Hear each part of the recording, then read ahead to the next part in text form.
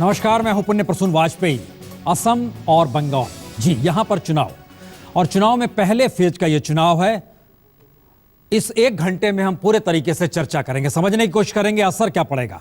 शशि शेखर जी, हिंदुस्तान के संपादक, इस वक्त हमारे साथ। वरिष्ठ पत्रकार गौतम लहरी जी स्टूडियो में। सुबीर भौमिक हमारे साथ कैलकाटा से जुड़ेंगे। हमारे संवाददाता मनोज्ञा जोरहाट में, पुरुलिया में धर्मवीर सिन्हा। शुरुआत जा सकता है शशि जी।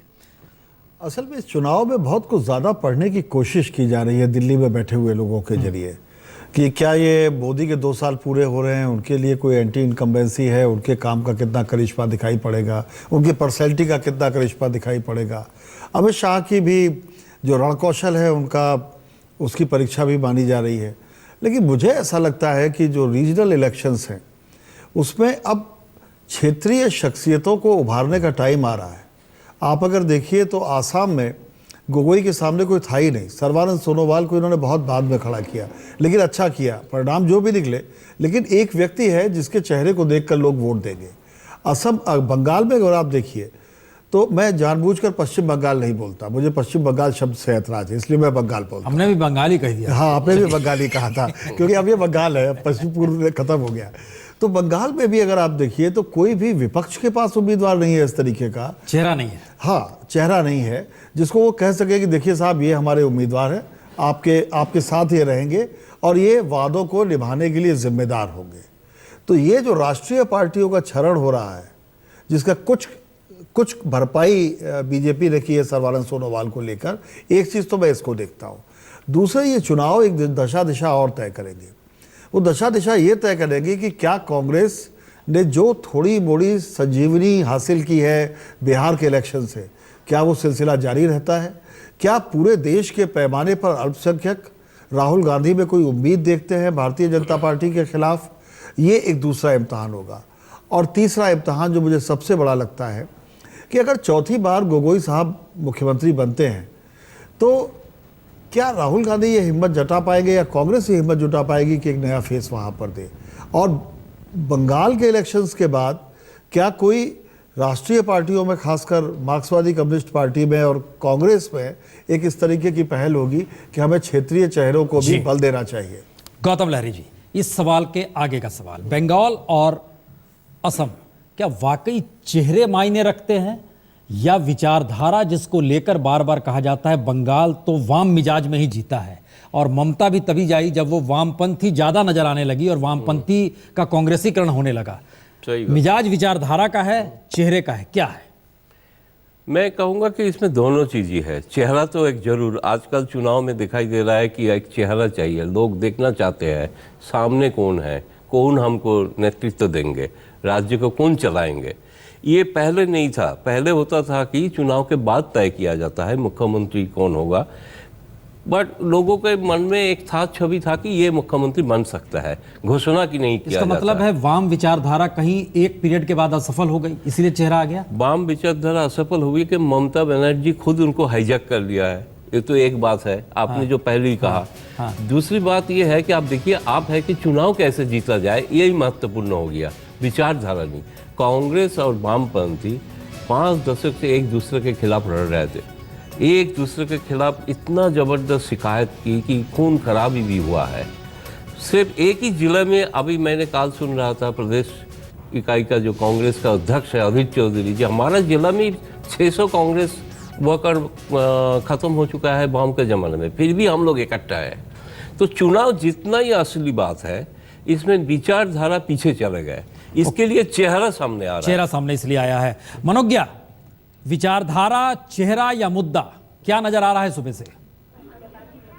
सबसे पहले चेहरा, फिर मुद्दा, फिर विचारधारा, और इन सब के बीच में क्योंकि मुख्यमंत्री के खिलाफ एक चेहरा है, इसलिए लोगों के लिए सीधा कंपैरिजन हो जाता है कि अगर तरुण गोगोई हटेंगे तो सर्बानंद सोनोवाल आएंगे। पार्टी तब सेकेंडरी हो जाती है और तब उसके बाद दूसरा आता है मुद्दा कि इन मुद्दों पर वोट देंगे। असम में इस बार एक बहुत महत्वपूर्ण चीज देखी गई है कि अब तक हमने असम में देखा है कि भले ही जो लड़ाइयां हुई हों वो पार्टी आधार पर हुई है, लेकिन इस बार चेहरे के आधार पर हो रही है। अगर ये हटेंगे तो कौन आएगा, क्या बद से बदतर होगा या बद से बेहतर होगा।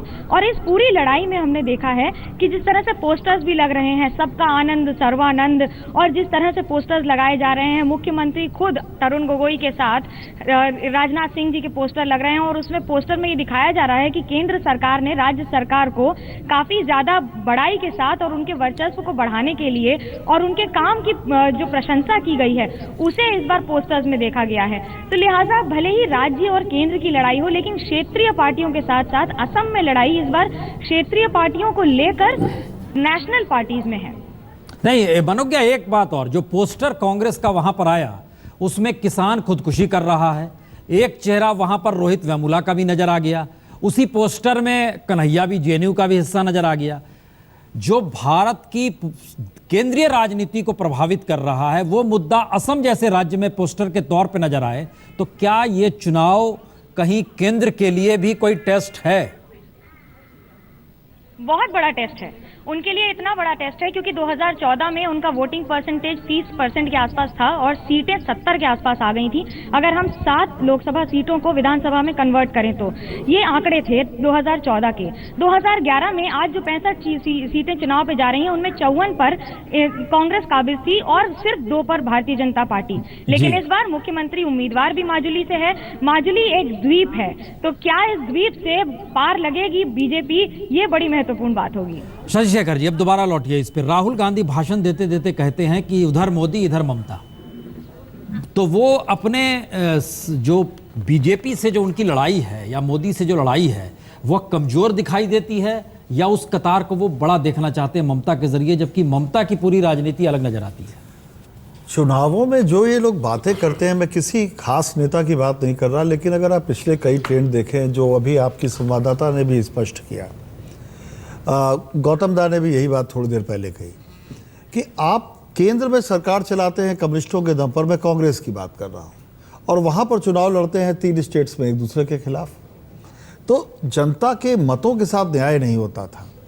इधर पिछले 20 इलेक्शंस में 14 में ये बिल्कुल साफ दिख गया कि लोगों ने वोट किसी एक पार्टी को जितना दिया झकझोर के दिया और भरपेट दिया उनको, ताकि वो ये ना कह सके कि साहब आपने हमें लूला लंगड़ा बहुमत दिया, जनादेश दिया और हम आपके लिए काम नहीं कर सके। ये इन चुनावों में भी आप स्पष्ट तौर पे देखिएगा व्यक्तित्वों की लड़ाई है, लेकिन भारतीय जनता पार्टी को ये बात समझ में आ गई। और मैं यहाँ स्पष्ट करना चाहूँगा, शुरू के जो चुनाव मोदी जी ने इलेक्शन के बाद जो जीते थे, जस्ट इलेक्शन के बाद, वहाँ उन्होंने 3 चेहरे दिए थे, झारखंड में, हरियाणा में और महाराष्ट्र में। ऐसा लग रहा था कि दूसरे लेवल का एक नेतृत्व तो सामने आएगा, लेकिन उसके बाद राष्ट्रीय पार्टियों की अपनी दिक्कतें हैं और वो उसमें गड्ढबंड हो गया। और बिहार में जब मोदी के चेहरे को सामने रखकर उन्होंने चुनाव लड़ा तो 2 वहाँ के सबसे स्ट्रांग लोग एक हो गए और कांग्रेस भी बीच में घुस गई, और उसका परिणाम सबके सामने है। मुझे नहीं लगता कि दिल्ली की हुकूमत कर रहे व्यक्ति को बार बार अगर केंद्र राज्यों में इस्तेमाल किया जाएगा तो इंदिरा इज इंडिया वाला फिनोमिना दोबारा दोहराया जाएगा। इसलिए मैं लोकल चेहरे को वरीयता देता हूं ताकि हम अपने सुख दुख उससे कह सकें। गौतम, यहां एक सवाल और आ रहा है, क्या स्ट्रेटेजिकली नजर आ रहा है कि ममता के साथ बीजेपी तो नहीं खड़ी है, जिसका जिक्र वामपंथी वहां पर चुनाव प्रचार के दौरान करने लगे हैं, क्योंकि लेफ्ट ज्यादा डेंजरस है बीजेपी के लिए? देखिए, राजनीतिक दौर पे ममता जी के लिए मुश्किल है भाजपा के साथ डायरेक्टली कोई समझौता करना। हाँ। लेकिन वो एक राज्य चलाते हैं, इसलिए केंद्र का उसका सहायता जरूरी है। इसलिए एक मैसेज एक गया कि शायद कि जैसे वाम और कांग्रेस इकट्ठा हुए, हाँ, तो इनडायरेक्टली भी ममता और भाजपा का केंद्र का सरकार खास तौर पे उसके साथ कोई एक समझौता हुई है। आप जिसको हमने पार्लियामेंट में देखा है, बहुत सारे बिल है जो बहुत सारे इश्यूज है जिसमें कांग्रेस के साथ तृणमूल को खड़ा होने दिखाई नहीं दिया। वो इनडायरेक्टली वॉकआउट करके वोटिंग ना करके वो सरकार को मदद किया है। चलिए, ये चूंकि वोटिंग हो रही है, ज्यादा जंगल महल का इलाका है, और सुबीर भौमिक हमारे साथ कलकत्ता से जुड़ चुके हैं। सुबीर साहब, किस रूप में देख रहे हैं इस चुनाव को? ये टेस्ट है ममता का जंगल महल जैसे इलाके में, या ये माना जाए कि दूसरी तरफ जिस डेवलपमेंट का जिक्र हो रहा था उन इश्यूज का सबसे बड़ा मुद्दा है लोगों के सामने? देखिए, जहां तक जंगल महल का सवाल है, ये आज जो 18 सीटों में चुनाव हो रहे हैं, उसमें 13 सीटों को लेफ्ट विंग एक्सट्रीमिस्ट डोमिनेटेड माना जाता है, जहां की माओवादियों का काफी दबदबा रहा है। पर आज ये एक ममता के लिए साबित करने का एक अच्छा मौका है कि साहब 5 साल पहले जो माओवादियों का दबदबा था वो आज यहां खत्म हो चुका है। तो आज 18 इन सीटों में अगर कोई शोर शराबा के बगैर, कोई हंगामा के बगैर, कोई हिंसा के बगैर अगर वहां चुनाव ठीक तरह से हो जाता है तो ममता जी बाकी जो चुनाव रह जाएगा उसके दौरान वो ये कैंपेन को आगे बढ़ा सकेंगे कि माओवादियों जैसा एक बड़ा हंगामा और एक लॉ एंड ऑर्डर इशू उसको हमने कंट्रोल कर लिया। एक जो उनके खिलाफ इल्जाम लगता रहा है कि लॉ एंड ऑर्डर बोल के बंगाल में कुछ नहीं है, जहां तहां जो सो कर रहे हैं, एक वो ये चीज को आगे बढ़ा सकेंगे। जहां तक सार्वत्रिक मुद्दा है वो ममता से भी ज्यादा वामपंथियों के लिए चुनौती है, क्योंकि अगर वामपंथी इस बार कांग्रेस के साथ मिलने के बाद, गठबंधन करने के बाद भी हार जाते हैं तो राष्ट्रीय राजनीति में, भारत के राजनीति में उनका सफाया होना बहुत ज्यादा देरी नहीं लगेगा। ये मैं दावे के साथ कह सकता हूं, क्योंकि केरला आप कह दीजिए, त्रिपुरा में 2 सीट है पार्लियामेंट के, छोटा सा राज्य है, मानी सरकार हावी है वहां।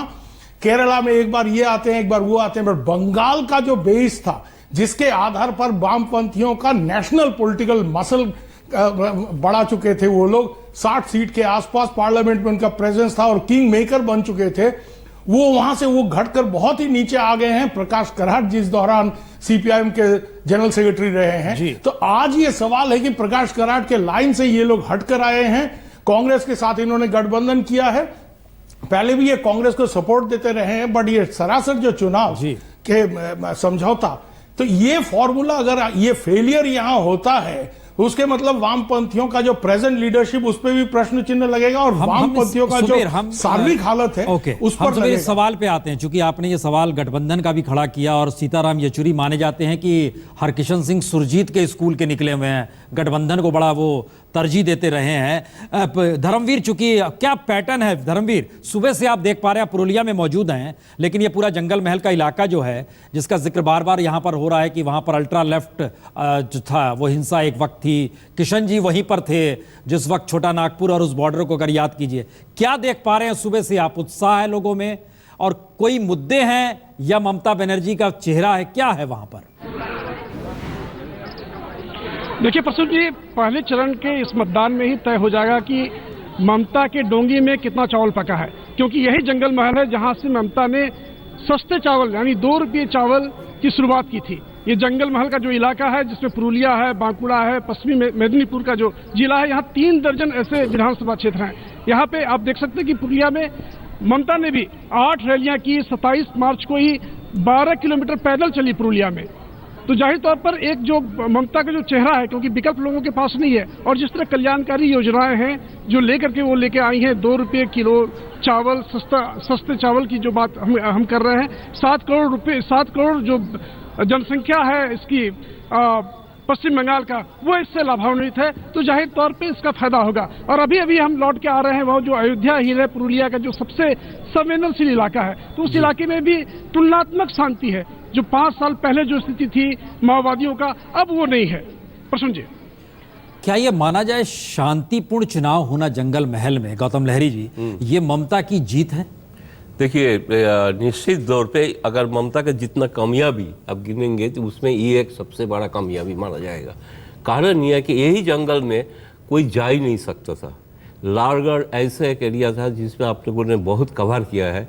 आप देखेंगे वहाँ पे रोड काट के एक जिसको लिबरेटेड जोन बोलता है माओइस्ट, वो बनाया था। कोई एडमिनिस्ट्रेशन ने पहुँच नहीं पा रहे थे। अल्ट्रा लेफ्ट यानी माओवादियों का होना वामपंथियों के लिए लाभदायक था, इसलिए था कि उसके साथ एक आइडियोलॉजिकल था, लड़ाई था। उसके साथ साथ वो भी बोलते थे कि जितना डेवलपमेंट हम नहीं कर पा रहा है उसके कारण है माओवादी, एक बहाना था। तो ये आवाज कहां तक जायज है कि अब मार्क्स और लेनिन नहीं, अब चंडीदास याद किए जा रहे हैं बंगाल में? हम जरूर विवेकानंद, स्वामी जी, नेताजी सब आ गया है बंगाल में। अभी तो लेफ्ट पार्टी सब मिलकर। शेखर जी, ये जो चेंज है, ट्रांसफॉर्मेशन जो हम देख पा रहे हैं, जिसका जिक्र हो रहा है कि बोस साहब के पोते भी आ गए, एक बात इसके साथ जोड़ दूं, सीताराम येचुरी ने अभी कुछ ही दिन पहले जो पार्टी प्लेनम हुआ था उसके पहले उन्होंने कहा था, कार्ल मार्क्स ऐसे नहीं कहा कि धर्म एक अफीम है, इज नॉट एन ओपियम। ये मार्क्स को गलत बोला जाता है। ये क्योंकि केरला में उनका जो इरवा कम्युनिटी का जो गॉड है, वहाँ पे जो कुछ दिन पहले कुछ फंक्शन हो रहा था, तो उसमें सब लोग गए थे। उसमें पहली बार सीताराम येचुरी भी गए थे, शामिल हुए थे। धर्म धर्म अब अफीम अब नहीं है, अब नहीं है। ये मार्क्स कभी नहीं कहा। अच्छा, इसका दूसरा हिस्सा शेखर जी, ये बात ये जो आ गई कि धर्म अफीम नहीं है, लेकिन कल्पना कीजिए जो लाल सलाम का नारा नक्सलबाड़ी में लगा, वो अगर दिल्ली के जेएनयू में लग रहा है, तो ये विचारधारा का विस्तार है या विचारधारा को लेकर टकराव है? ये विचारधारा का विस्तार नहीं है।